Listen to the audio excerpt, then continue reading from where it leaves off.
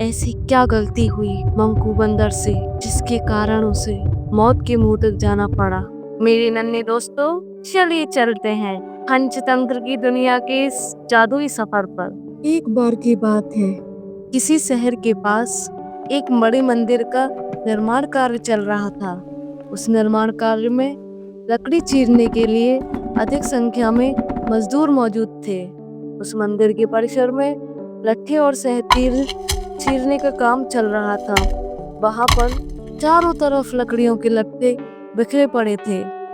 मजदूरों को दोपहर का भोजन करने के लिए मंदिर से थोड़ी दूर एक भोजनालय में जाना होता था।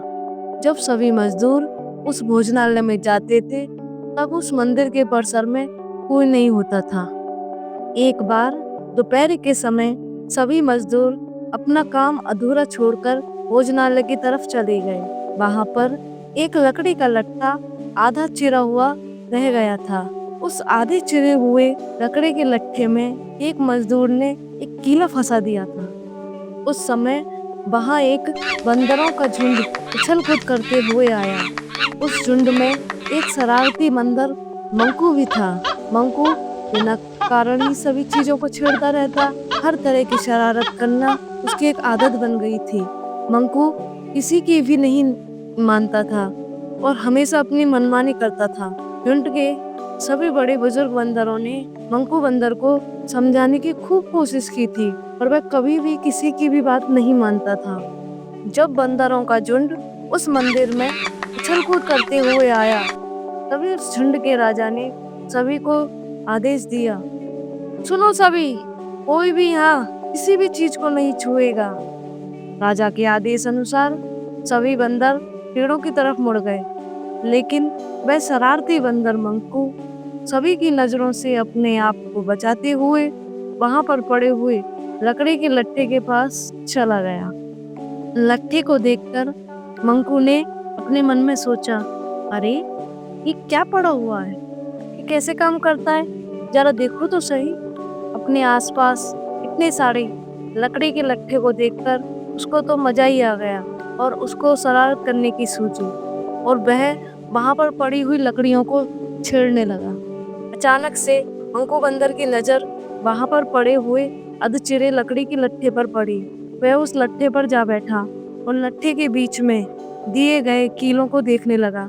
कीले को देखते देखते उसकी नजर वहां पर रखी आरी पर पड़ी। उसने आरी को उठाया और वहां पर पड़ी हुई लकड़ियों पर रगड़ने लगा।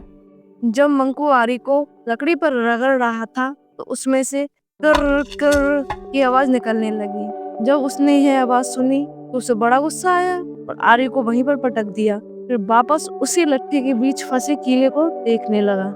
देखते देखते उसके मन में कौतूहल हुआ और उसने बोला, अरे ये कील तो बड़ी अजीब है, जरा देखो तो सही ये निकलती कैसे है। उस शरारती मंकू बंदर ने कीले को बाहर निकालने के लिए अपना पूरा जोर लगा दिया।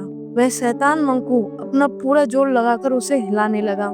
जोर लगाने पर वह कीला हिलने लगा तो मंकू अपनी इतनी शक्ति देखकर बहुत खुश हुआ और जोर जोर से चिल्लाने लगा, अरे वाह, मैं तो बहुत ताकतवर हूँ, मजा ही आ गया। वह जोर जोर से उस कीले को हिलाकर सरकाने लगा। इसी मस्ती के दौरान मंकू की पूंछ लकड़ी के लट्ठे के दो पाटों के बीच आ गई। इसका उस बंदर को पता ही नहीं लगा। मंकू जोर से चिल्लाए, अरे मैं मरा, कितना दर्द हो रहा है, और इस तरह वह रोने लगा। इस तरह मंकू जोर जोर से दर्द से चिल्लाने लगा। मंकू को दर्द में चिल्लाता देख दूसरे बंदर उसकी मदद करने के लिए दौड़े, तो कोई भी मंकू की पूंछ को लकड़ी के पाटों में से नहीं निकाल पाया। तभी मजदूरों की लौटने का समय हो गया। मजदूरों को आता देख सभी बंदर भागो भागो कहते भागने लगे। मंकू ने भी भागने के लिए जोर लगाया। ज्यादा जोर लगाने के कारण उसकी पूंछ टूट गई। मंकू दर्द के मारे तड़पने लगा और चीखता हुआ अपनी टूटी हुई पूंछ लेकर भागा और हमेशा के लिए सबक लेकर चला गया। मेरे प्यारे बच्चों, हमने इस कहानी से दो सबक प्राप्त किए। पहला सबक, दूसरों के काम में कभी भी दखल नहीं देना चाहिए, वरना सबसे पहले चोट हमको ही लगती है। दूसरा सबक, आपको हमेशा अपनों से बड़ों की बातें माननी चाहिए। अगर मंकू बंदर ने ये दोनों सबक पहले ही ले लिए होते तो उसकी दशा ऐसी नहीं होती। मेरे प्यारे दोस्तों, यदि आपको यह कहानी पसंद आई है तो इस वीडियो को लाइक करें और अपने दोस्तों, परिवारजनों के साथ शेयर करें।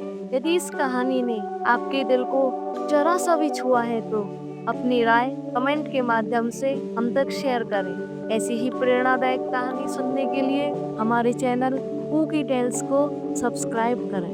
दोस्तों, हमारी अगली कहानी के साथ फिर मिलेंगे। आपकी भागीदारी और प्यार का इंतजार रहेगा। तब तक खुश रहिए, कहानी की दुनिया में खोए रहिए।